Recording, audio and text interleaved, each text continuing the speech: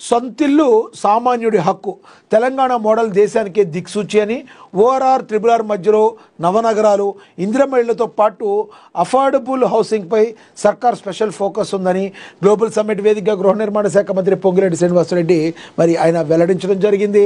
ఇక రాష్ట్రంలోని ప్రతి సామాన్యుడు ఆత్మగౌరవంతో తలెత్తుకుని బతికేలా ఉన్నత ప్రమాణాలతో కూడిన సొంతింటిని సమకూర్చుకోవడమే ప్రజాప్రభుత్వ సంకల్పమని రాష్ట్ర రెవెన్యూ గృహ నిర్మాణ శాఖ మంత్రి పొంగిరెడ్డి శ్రీనివాసరెడ్డి స్పష్టం చేశారు.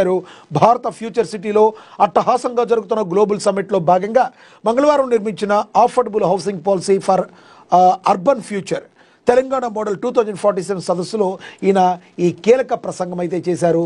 సొంతిల్లు సామాన్యుడి హక్కు అని వాళ్ళందరికీ కూడా సొంతిల్లు ఇచ్చే బాధ్యత కాంగ్రెస్ ప్రభుత్వానికి. ఒక సామాన్యుడికి ఎప్పుడూ కూడా కాంగ్రెస్ పార్టీ అన్యాయం చేయదు.